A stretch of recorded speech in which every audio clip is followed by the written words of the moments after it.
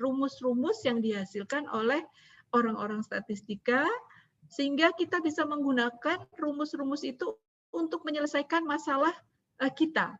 Ya, dalam hal ini adalah masalah pendidikan kimia. Contohnya di sini menggunakan tadi Ibu bilang ada uji beda, benar nggak sih ini perbedaan antara kelas yang diajar oleh Bu Muti sama Pak Ridwan, signifikan nggak sih bedanya? Nah, yang seperti ini kita kan menggunakan rumus-rumus yang sudah dihasilkan. Tapi untuk menyelesaikan permasalahan pendidikan kimia, ya. Jadi statistika terapan itu lebih ke arah menyelesaikan persoalan di bidang-bidang masing-masing, ya. Kalau kita ya menyelesaikan di bidang pendidikan kimia. Kalau yang murni beda lagi statistikanya. Dia belajar juga statistika, tapi kasus-kasus yang diselesaikan bukan kasus-kasus yang terkait dengan pendidikan kimia. Contohnya kalau anak murni misalnya kimia murni dia pakai statistika, tapi dia mengecek apakah misalnya data yang dihasilkan dari hasil uji HPLC itu datanya betul-betul valid atau tidak, reliable atau tidak, ya. Atau misalnya kalau penelitian Ibu, misalnya penelitian biokimia, Ibu pakai hewan coba, ya, hewan percobaan pakai mencit misalnya. Betul nggak sih mencit yang Ibu suntik pakai vaksin lebih lama hidupnya dibanding mencit yang Ibu tidak suntik pakai vaksin misalnya. Jadi sama-sama menggunakan rumus statistika, tetapi permasalahan yang diselesaikan itu beda-beda. Ya, itu yang statistika terapan dan statistika teoretik. Ya, jadi di statistika terapan banyak aspek yang bisa diselesaikan. Contohnya dalam psikologi, dalam pendidikan, dalam ekonomi, dalam kimia juga tadi yang Ibu contohkan seperti mencit atau hasil pengukuran. Ya, jadi terapan-terapan ilmu statistika ini banyak diaplikasikan ke berbagai bidang. Ya. Nah, klasifikasi statistika. Banyak ini klasifikasinya. Kalau berdasarkan pengolahan datanya, ada statistika deskriptif, ada statistika inferensial. Kalau statistika deskriptif, dia hanya memberikan gambaran secara umum. Dia tidak bisa memberikan kesimpulan. Contoh, kelas pendidikan kimia 2018 ini terdiri dari 37 mahasiswa, 6 laki-laki, sisanya perempuan. Itu statistika deskriptif. Tidak bisa kita mengambil kesimpulan, terus kalau 6 laki-laki sisanya perempuan apa? Ya udah, cuma memberikan gambaran saja, gitu ya. Atau misalnya, oh yang perempuan ada 20 berkacamata. Yang laki-laki semua tidak berkacamata. Lalu kesimpulannya apa? Ya kesimpulannya gambaran itu saja. Tidak bisa ada kesimpulan yang terkait dengan pengambilan suatu hipotesis atau pengujian hipotesis. Itu yang disebut dengan statistika deskriptif.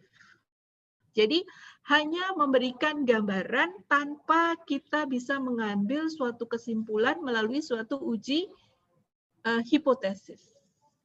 Ya. Kemudian statistika inferensial. Statistika inferensial lebih ke arah bagaimana kita mengambil suatu kesimpulan dari hasil uji hipotesis. Nah, contoh tadi ya, mahasiswa angkatan 2018 ini ada laki-laki dan perempuan. Ya, apakah hasil belajar mahasiswa laki-laki lebih tinggi daripada perempuan? Nah, pertanyaannya seperti itu. Baru kita mengumpulkan data, lihat DHS-nya. Mahasiswa laki-laki berapa IP rata-ratanya, mahasiswa perempuan berapa IP rata-ratanya. Kemudian kita berhipotesa, mahasiswa laki-laki tidak lebih tinggi dari mahasiswa perempuan IP-nya. Nah, karena seperti itu kan hipotesa, dugaan sementara, ya, dugaan sementara kemudian kita uji. Ujinya pakai apa? Kalau dikelompokkan, oh ini kelompok laki-laki, kelompok perempuan, kita dapat rata-rata IPK. Nah, nanti kita kalau ada 2 kelompok, baru kita pilih uji statistik apa yang bisa dipakai. Misalnya pakai t-test, ya, pakai uji T, uji beda 2 kelompok. Nah, ternyata setelah hasil uji, di dalam hipotesis itu ada namanya hipotesis statistik dan hipotesis penelitian. Di dalam hipotesis statistiknya ternyata pada taraf signifikansi tertentu dibuktikan bahwa tidak ada bedanya. Nah, baru kita mengambil kesimpulan. Tidak ada beda antara IP, hasil belajar laki-laki dan perempuan. Nah, kalau sudah menyangkut kepada pengujian hipotesis, itu disebut dengan statistika inferensial. Di dalam statistika inferensial nanti ada 2 macam. Ada komparatif dan ada asosiatif. Ya. Nanti kita lihat lagi. Nah, kalau berdasarkan ruang lingkup, banyak tadi ya, ada statistika pendidikan, berarti dia membahas masalah-masalah pendidikan atau data-data pendidikan. Statistika sosial berarti dia membahas tentang data-data sosial. Kesehatan juga seperti itu, ya.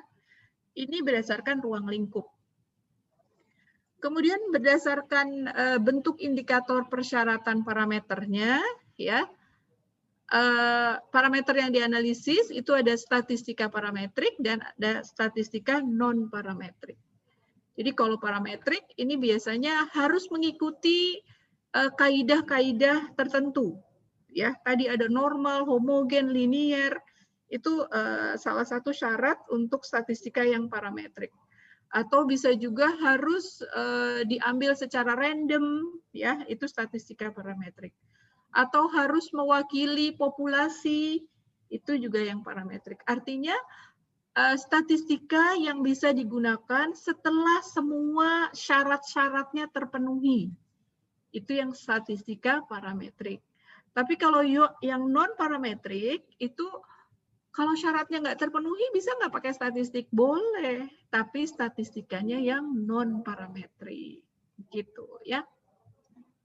Kemudian dari segi variabel, ada yang disebut dengan univariat, ya, satu variabel, ada bivariat, 2 variabel. Ya, kemudian ada multivariat, berarti lebih dari 2 variabel. Variabel apa? Ada variabel bebas dan ada variabel terikat. Siapa yang tahu? Kok Ibu ada di metodologi penelitian, metode penelitian sudah dibahas kan? Ada variabel bebas, variabel terikat. Apa sih variabel bebas dan variabel terikat? Siapa yang tahu? Siapa ini ya?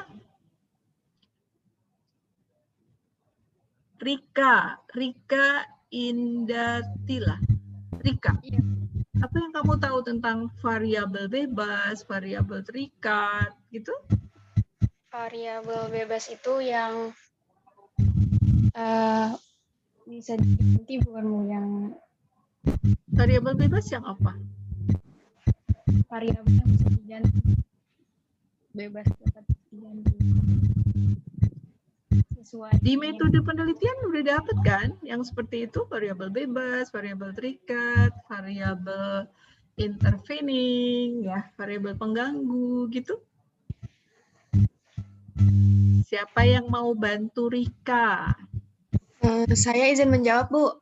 Iya, silakan Nabila. Wih, Ibu seneng nih kalau yang aktif-aktif. Kalau variabel bebas adalah variabel yang perlakuannya bisa dirubah-rubah sesuai dengan peneliti gitu. Tapi kalau misalnya variabel terikat itu hasil dari perlakuan variabel bebas yang tadi dilakukan gitu. Contohnya apa kira-kira supaya bisa lebih jelas? Contohnya, apa variabel? Contohnya variabel bebas dalam tumbuhan, misalnya variabel bebasnya itu penggunaan pupuk kompos pada tumbuhan belimbing misalnya. Terus maka variabel terikatnya Jadi ada yang berhasil, ada yang belum berhasil gitu, Bu. Coba siapa yang bisa merumuskan contohnya tadi Nabila dalam suatu kalimat yang menjelaskan ini variabel bebas, ini variabel terikat. Melati.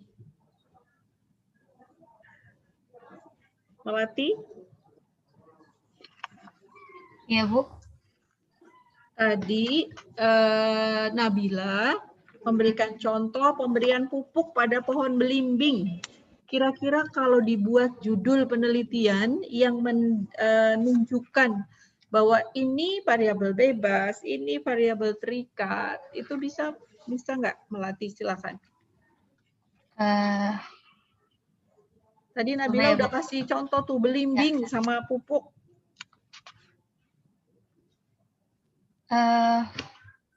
Pengaruh pupuk pada keberhasilan, bentar Bu, pengaruh pupuk pada keberhasilan subur atau tidaknya dari pohon belimbing, Bu. Oke. Pengaruh pupuk terhadap kesuburan pohon belimbing, begitu ya? Ya. Ya, variabel bebasnya apa tadi? Variabel bebasnya itu pupuk. Penggunaan pupuknya. Ya, variabel terikatnya itu kesuburan dari pohon belimbing itu sendiri. Ya. Wah, bagus. Wah, ini pinter-pinter kan Bu Ella. Dicatat nih Bu Ella, Nabila sama Melati nih. Oke. Alivia, bisa kasih contoh yang lain? Tentang variabel bebas dan variabel terikat? Iya, Bu. Apa suara terdengar? Alivia bisa kasih contoh variabel bebas dan variabel terikat? Kalau bisa kasih judul penelitian kira-kira yang menggambarkan variabel bebas dan variabel terikat? Ya, mungkin saya mau coba jawab. Mungkin pengaruh metode, ini untuk pembelajaran ya Bu, metode problem-based learning terhadap keberhasilan siswa, hasil belajar siswa. Oh, ulang. Udah hampir benar. Jadi pengaruh metode pembelajaran problem-based learning terhadap hasil belajar siswa. Oke, yang mana variabel bebas dan mana variabel terikatnya? Variabel bebasnya itu pengaruh metode pembelajarannya, Bu. Sedangkan yang metode pembelajarannya. Ya. Oke, variabel terikatnya? Hasil belajar siswanya. Hasil belajar siswa. Oke, ya Widya Septiani. Kalau tadi lihat dari dua contoh ya, belimbing sama pengaruh pupuk terhadap pertumbuhan belimbing, pengaruh apa tadi problem based learning ya terhadap hasil belajar siswa. Mana sih yang dipengaruhi dan mana yang mempengaruhi? Siapa yang mau jawab?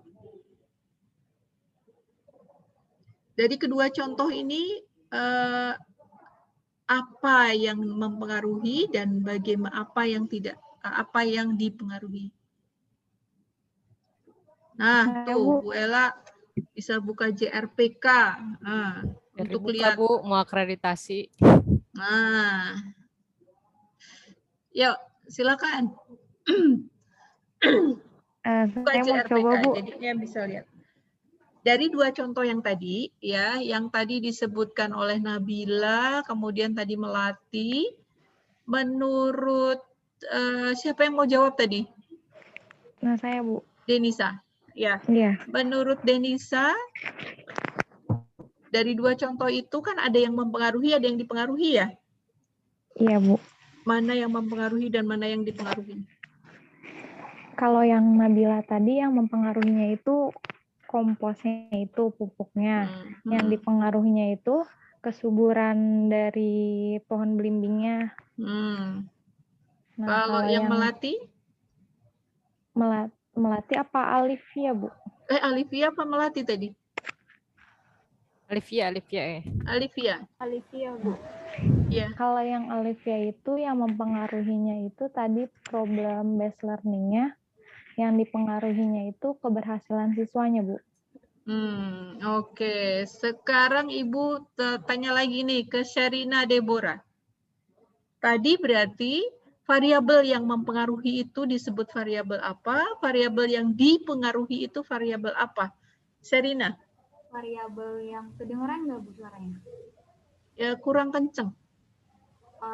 Variabel yang mempengaruhi itu variabel bebas, sedangkan variabel yang dipengaruhi itu variabel terikatnya. Bagus ya. Oke, sudah ada 2 contoh, sudah ada yang bisa menyimpulkan ya. Coba diulang Nur Hesti Ningrum. Variabel yang mempengaruhi apa, variabel yang dipengaruhi apa. Kemudian kalau kamu bisa memberi contoh, silakan beri contoh yang lain. Nur Ya, Hesti variabel Ningrum. yang mempengaruhi. Iya, masuk suaranya, Bu. Ya, masuk. Izin cam ya, Bu, takut suara putus-putus. Ya, boleh. Variabel yang mempengaruhi itu adalah variabel bebas. Variabel yang dipengaruhi itu adalah disebut juga variabel terikat. Kamu bisa berikan contoh yang lain? Ya, contoh yang lain. Ini kali ya, Bu. Ya. Apa? Pengaruh cuaca terhadap penghasilan dari pengaruh cuaca terhadap penghasilan dari toko laundry gitu, Bu, misalnya. Terus kalau hujan toko laundrynya apa? Banyak, Bu. Banyak cuciannya ya. Iya, karena lebih ini, Bu. Oke. Ya, jadi Ibu ingin menekankan bahwa kalau variabel bebas adalah variabel yang mempengaruhi ya. Yang mempengaruhi tadi cuaca ya, terhadap toko laundry ya, cuaca. Yang mempengaruhi tadi cuaca, kemudian yang mempengaruhi lagi kompos ya. Tadi yang mempengaruhi lagi problem base, itu yang mempengaruhi. Ya. Jadi yang bisa diubah-ubah. Ya, yang bisa diubah-ubah itu yang mempengaruhi ya. Contoh misalnya tadi problem base, boleh nggak ya kita rubah metodenya bukan pakai problem base, tapi pakai case project base, pakai inquiry, pakai kooperatif, itu bisa dirubah-rubah ya. Hasil perubahan ini menghasilkan variabel yang dipengaruhi. Kalau kita rubah metodenya pakai katakan kooperatif, hasil belajarnya gimana? Kalau pakai problem base, hasil belajarnya seperti apa? Ya. Nah, ini berarti ada variabel yang mempengaruhi, yaitu yang disebut dengan variabel bebas, dan ada variabel yang dipengaruhi, yaitu variabel terikat. Kalau yang bebasnya diubah-ubah, maka terikatnya juga ikut berubah gitu. Ya. Tadi cuaca, misalnya cuaca. Oh, kalau cuacanya hujan, laundry-nya tinggi pendapatannya. Kalau cuacanya cerah, apa laundry-nya juga tinggi, apa rendah? Nah, itu yang artinya antara variabel bebas dan variabel terikat tadi, ada variabel yang mempengaruhi dan ada variabel yang dipengaruhi. Sudah jelas ya untuk bebas dan terikat ya? Oke, nanti dipikir-pikir lagi ya. Ibu minta setiap orang menuliskan 5 judul. Ya, 5 judul. 5 judul supaya Anda bisa lihat, oh bisa membedakan dengan jelas ya. Variabel terikat dan variabel bebas. Tadi Bu Ella sudah memberikan alamat ya. Alamat JRPK itu bisa dilihat. Judul mana aja yang nanti ini baru terikat sama bebas dulu. Belum nanti lagi Ibu menanya lagi, mana yang komparatif, mana yang asosiatif ya. Jadi sekarang yang penting Anda paham dulu, oh ini variabel yang mempengaruhi, oh ini variabel yang dipengaruhi ya. Oke. Lanjut ya, lanjut dulu.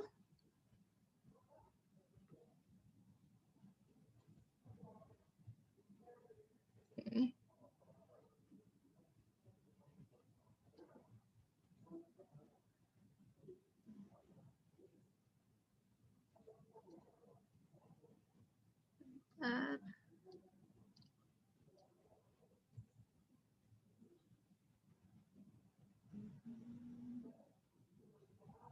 Oke.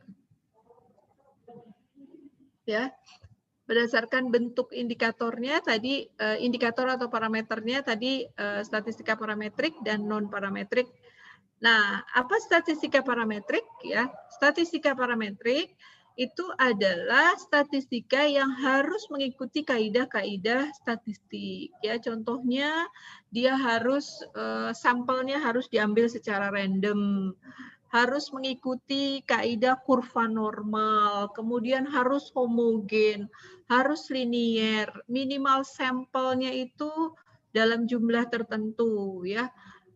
Dan berikutnya lagi harus bersifat representatif, artinya sampel yang diambil itu harus mewakili populasi. Nah, itu ini yang parametrik. Jadi kalau parametrik itu harus mengikuti aturan-aturan tertentu, ukuran-ukurannya itu harus mengikuti kaidah-kaidah itu. Tapi penelitian kuantitatif itu juga bisa tidak mengikuti kaidah-kaidah tadi, tetapi ini kita harus mengambil statistika yang non parametrik, ya.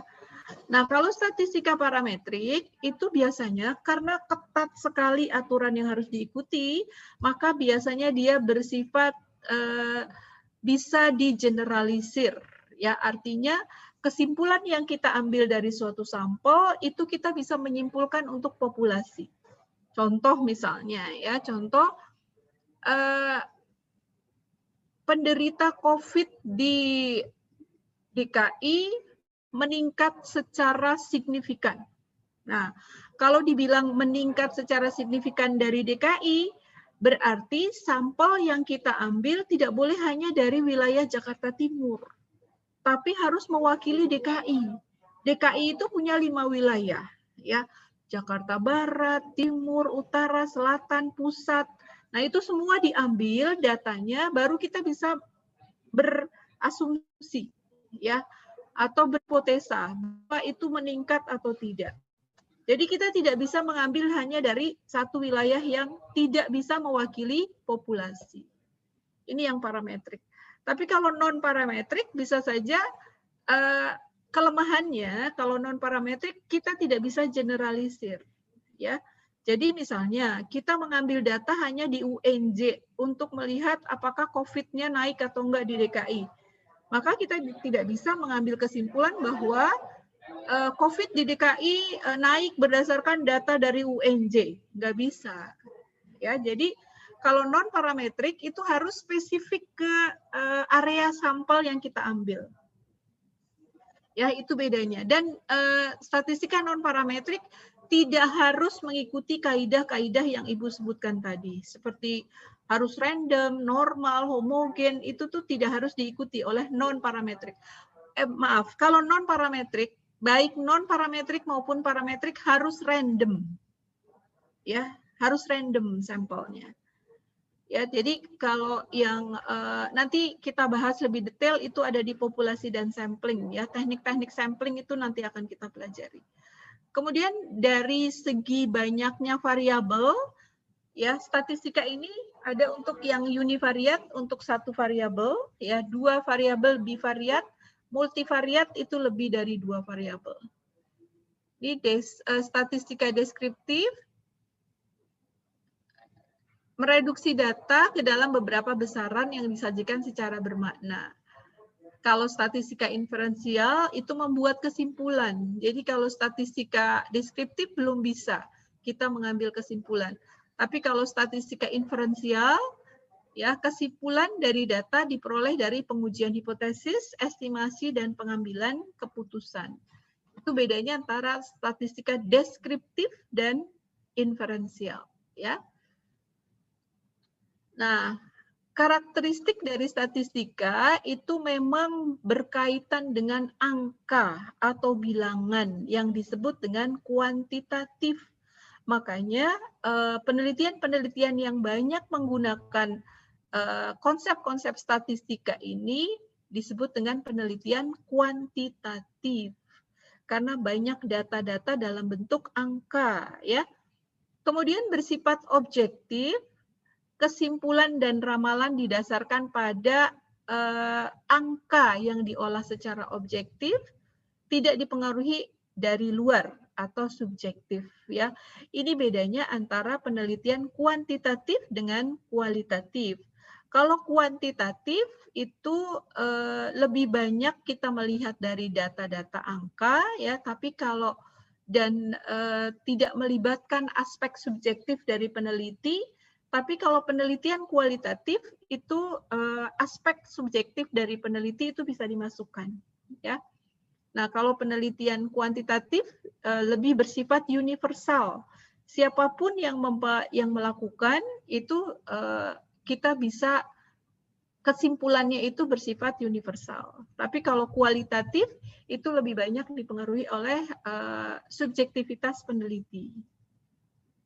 Nah, penggunaan statistika banyak ya, statistika terapan ini ya memberikan gambaran secara kuantitatif ya, kemudian melakukan estimasi, menguji hipotesis, mengetahui apakah gejala yang satu ada hubungannya dengan gejala yang lain.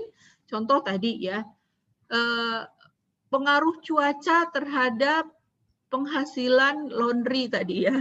Nah, apakah memang betul-betul hanya cuaca yang mempengaruhi? Apakah pelayanan di laundry itu tidak mempengaruhi misalnya ya? Kan ada juga laundry yang pegawainya ramah-ramah gitu ya. Jadi pada saat hujan pegawainya ramah, pelanggannya datangnya banyak ke situ. Tapi walaupun misalnya hujan, pelanggannya nggak datang ke tempat laundry karena ternyata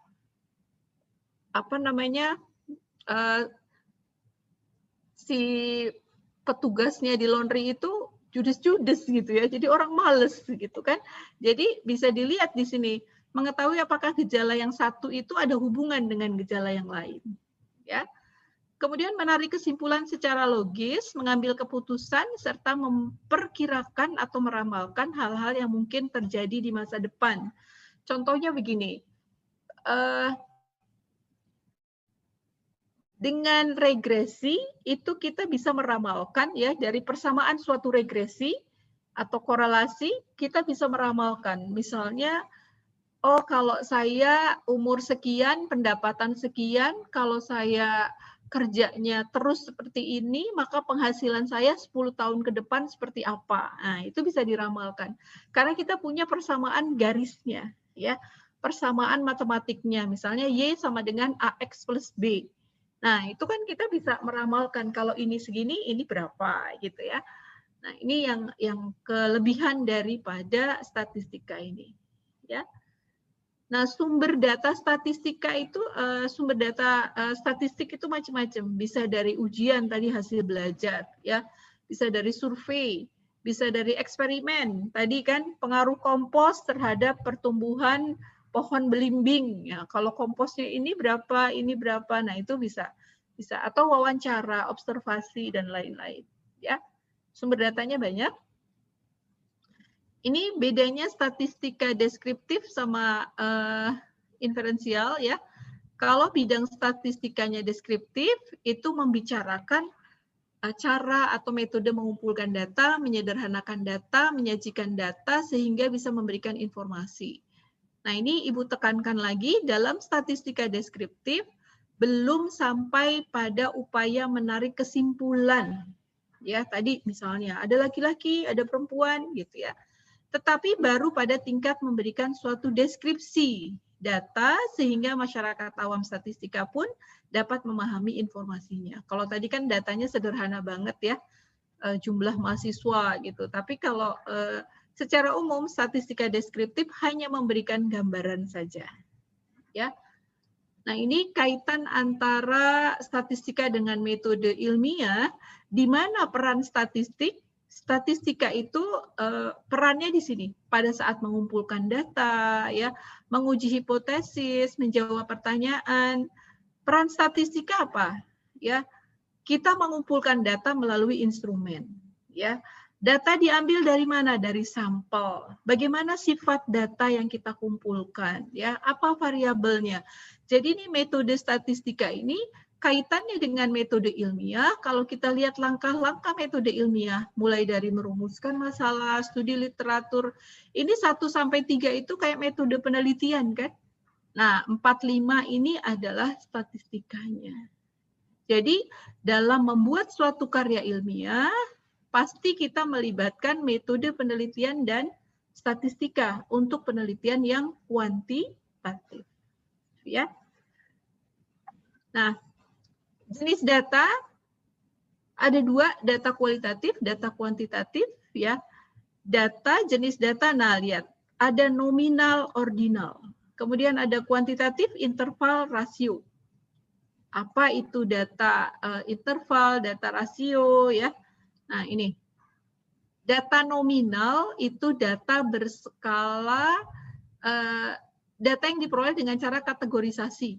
Contohnya laki-laki, perempuan, ya. Datanya itu setara. Tidak bisa kita melakukan operasional matematik. Bukan berarti 1 laki-laki ditambah 1 perempuan menjadi punya anak dan seterusnya ya. Jadi ini nggak bisa dilakukan operasi matematik ya. Contoh jenis pekerjaan, jenis kelamin ya.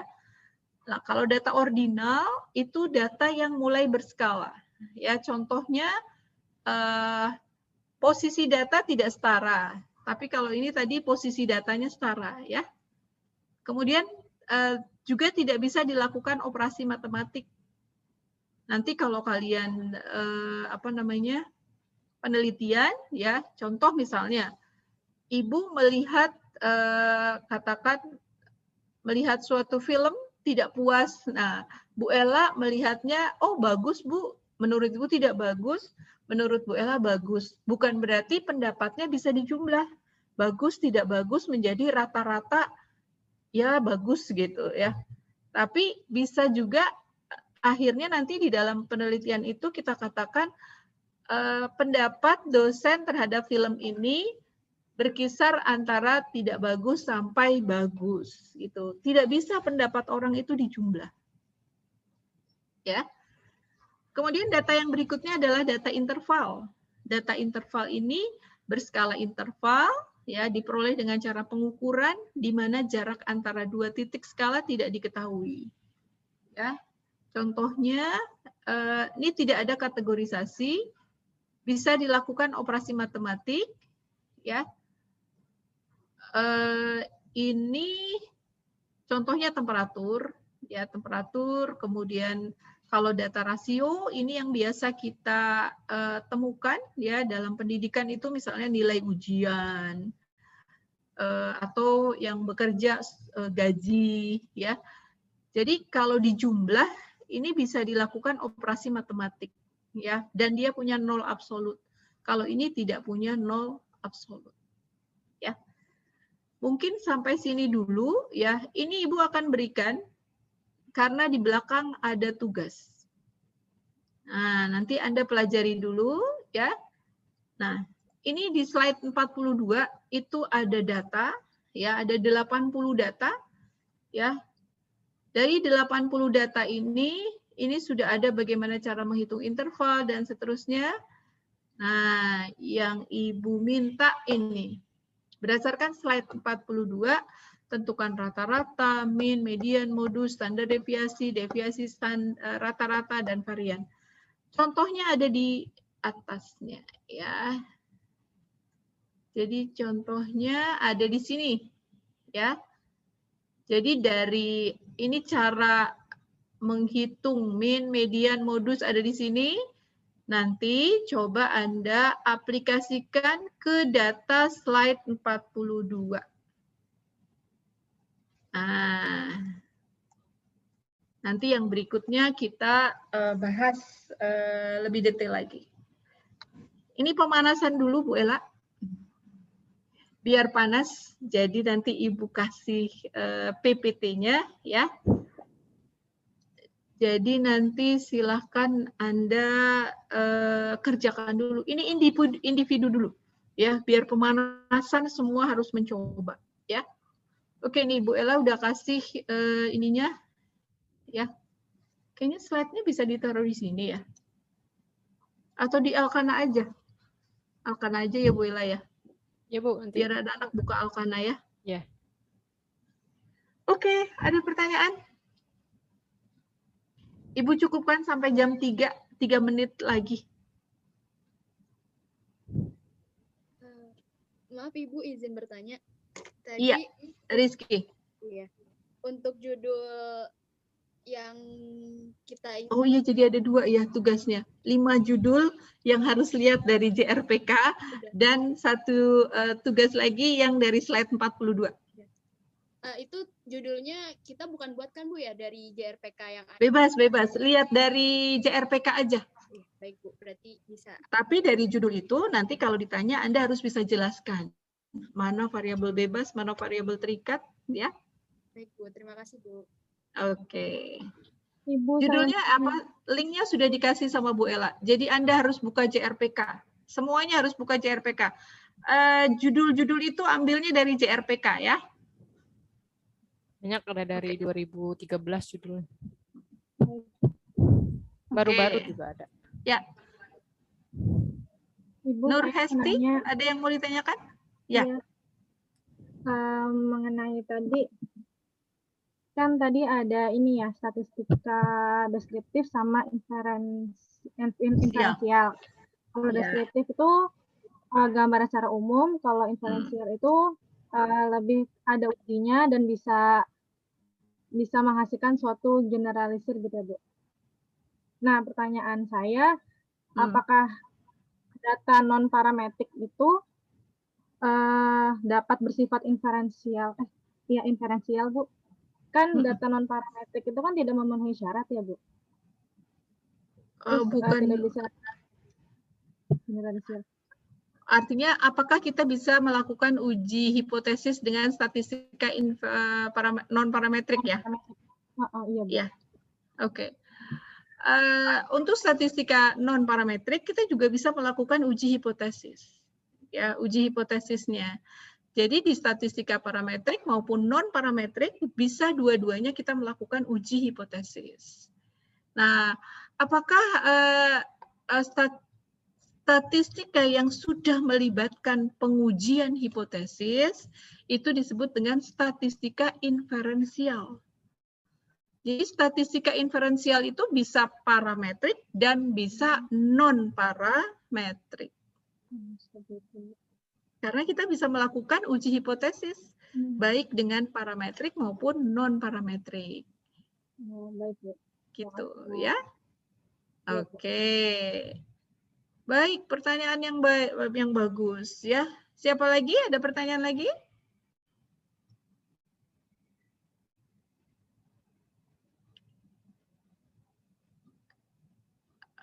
Oke.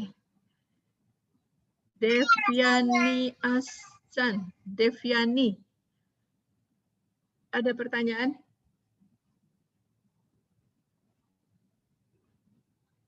Sudah tidak ya? Oke, Bu Ella. Sudah tidak ada pertanyaan untuk pertemuan kali ini. Tapi untuk pertemuan berikutnya, Ibu nanti minta tugasnya diselesaikan dulu ya. Nanti kalau ada yang kurang jelas, kita akan bahas lagi PPT yang tadi Ibu sajikan ya. Cara mengukur, kan tadi Anda diminta untuk menentukan mean, median, modus, standar deviasi, deviasi standar, dan varian dari slide nomor 42 tadi ya. Oke, nanti slide-nya Ibu kasih ke Bu Ella dan kalian bisa ambil di Alkana. Cara ngambilnya udah tahu kan Bu Ella, anak-anak? Ya Bu, udah.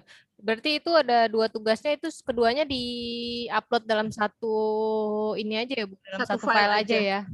Ya, satu file aja. Ya.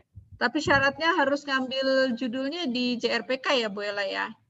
Iya, supaya kan lebih beragam judulnya di situ supaya bisa identifikasi juga ya Bu, yang mana judul kuantitatif.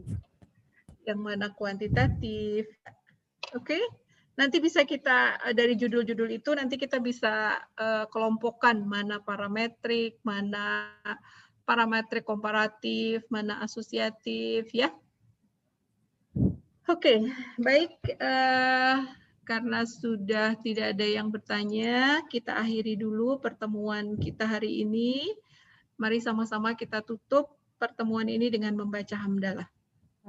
Alhamdulillahirrabbilalamin. Sampai ketemu minggu depan ya, silahkan nanti upload tugasnya itu bisa ada due date-nya nggak sih Bu Ella? Bisa, kapan Bu? Oke, due date-nya sehari atau 2 hari sebelum perkuliahan. Oh, ya, berarti hari Rabu. Baik. Hari Rabu jam 12 malam terakhir. Kamis, Jumat minggu depan soalnya tanggal merah Bu. Oh ya? Jumat minggu depan tanggal merah. Lupa tanggal merah. Kamis Jumat Bu. Oke, tetap hari Rabu aja walaupun kuliahnya kan Jumat ya tanggal merah, tapi tetap harus diuploadnya. Keburu lupa kalau kelamaan ya Bu. Iya, keburu lupa. Ya, baik. Terima kasih Bu Ella sudah sama-sama kuliah kita hari ini. Kemudian kalian semuanya angkatan 2018 ya. Sampai ketemu minggu depan libur ya. Sampai ketemu pertemuan berikutnya. Assalamualaikum warahmatullahi wabarakatuh. Selamat sore semuanya. Terima kasih Bu. Waalaikumsalam warahmatullahi wabarakatuh.